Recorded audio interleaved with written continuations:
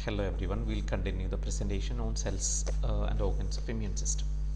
So in the previous part of presentation we have seen the different cells associated with immune responses. We have listed the cells and also the mechanism by which the cells are synthesized. We call the mechanism as hematopoiesis, which occurs in the bone marrow. And the cells after synthesis in the bone marrow from a common cell called hematopoietic stem cell will be released into the blood or into the circulation. From the circulation they move into the secondary organs. There actually they interact with the foreign substances or the antigens, and after that there will be further differentiation and activation to actively or efficiently remove the effect of the antigen. So this is what happens as an overall mechanism of immune response. So in this part of presentation we are going to discuss each cell types which already we have listed in the hematopoiesis. All right. So the first cell type we have to discuss is the lymphocytes or the lymphoid cells. So what are the basic features of lymphocytes? So we know that lymphocytes are the major cells of the body performing an immune response. So they constitute around 20 to 40% of the WBCs, and these are the predominant cells within the lymph. Right. And when we talk about the total number of cells, they are comparatively huge number of cells are there, like around 10 raised to 11 is the total number of cells seen all around the body. Then these cells are central to most of the immune responses, whether it be cell mediated immunity or humoral mediated immunity. We know there are cell types like T cells, B cells and natural killer cells. All these cells, especially the T cells and B cells, are central to most of the immune responses, and these immune responses could be either the antibody production or it may be the helper mechanisms performed by the helper cells, T helper cells, and whatever it be, these cells, lymphocytes, will play a crucial role in most of the immune responses. Fine. And when we talk about the development of the lymphocytes after synthesis in the bone marrow, they undergo maturation, and these mature cells release into the blood. Except for T cells, they actually move into the thymus, and from there they release after maturation into the blood. So anyway, within the blood now the mature cells are there. These cells are what we call the naive cells, and those cells will migrate into the secondary organs where they interact, and after that they differentiate into effector cells and memory cells. So these are the different cell stages during development of lymphocytes. So for a better understanding of lymphocytes, we will discuss the naive cells, effector cells and memory cells in detail. Okay, so we will begin with the naive cells. So what are naive cells? These are nothing but these are otherwise called unprimed cells, right? Naive cells, or are also called unprimed cells, or these are nothing but the resting cells or the resting stages of T or B lymphocytes particularly.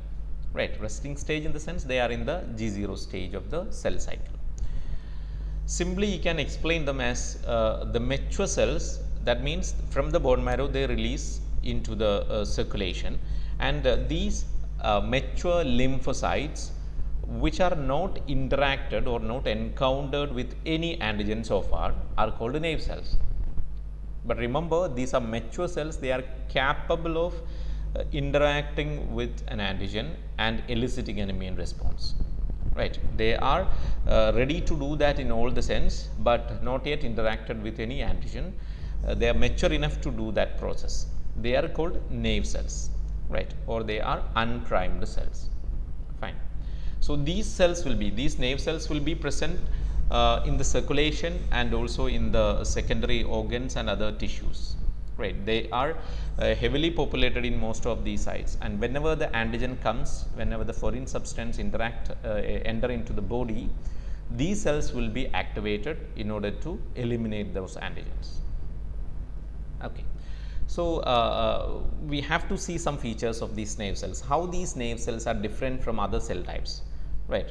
The main features are like the cytoplasm of these nerve cells are not fully functional, in the sense that most of the area will be occupied by the nucleus itself.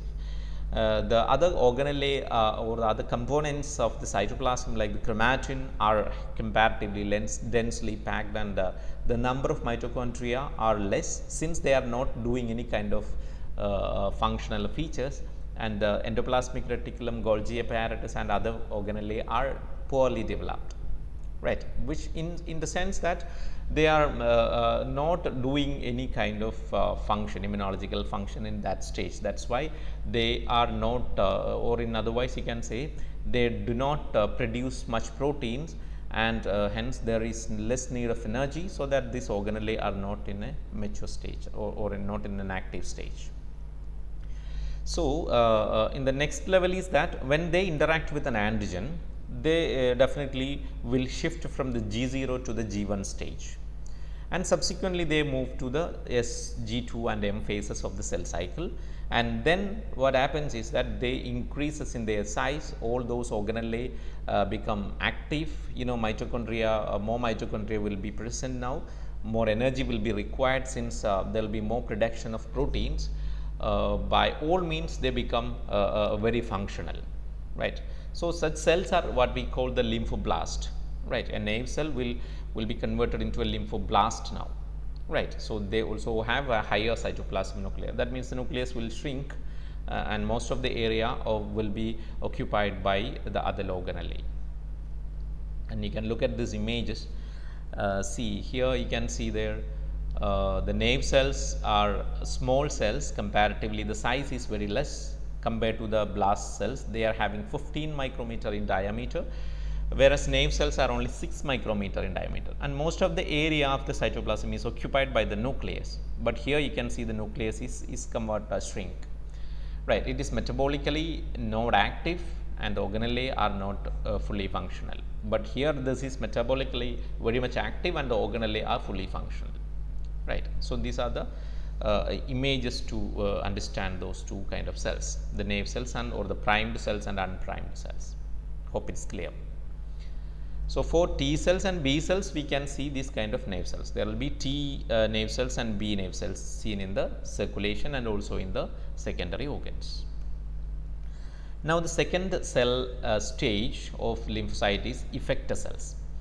Effector cells are the cells synthesized after interaction of the nerve cells with the antigen.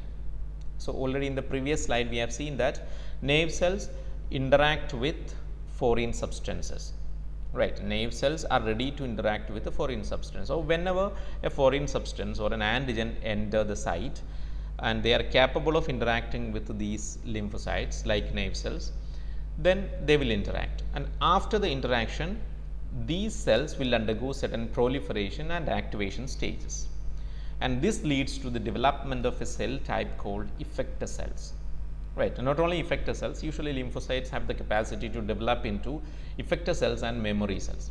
So, both these cells are very important for the actual ground level elimination of the antigen, the effector cells and the memory cells, right.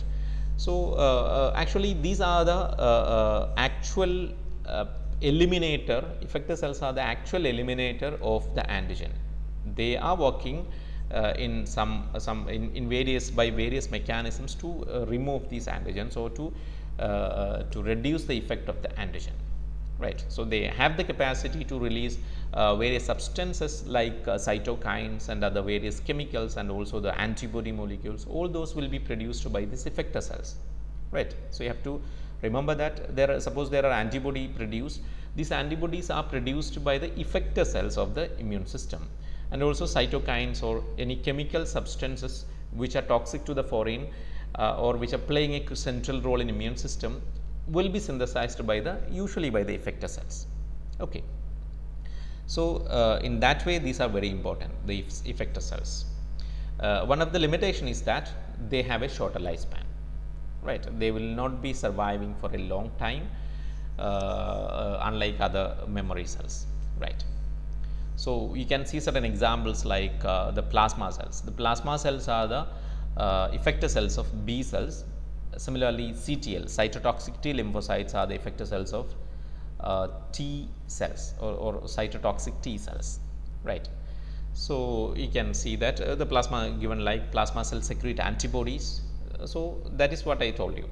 These effector molecules are produced. These are called effector molecules, like these antibodies are effector molecules. Similarly, these chemicals like cytokines are effector molecules. The effector molecules will be synthesized only by the effector cells, right. So that's about the effector cells and effector mechanism, effector molecules. And in this image, again you can see the effector function. Suppose it is T cells. T cells we have to discuss in detail, that we will come into that discussion later. So T cells, there will be T helper cells and cytotoxic cell.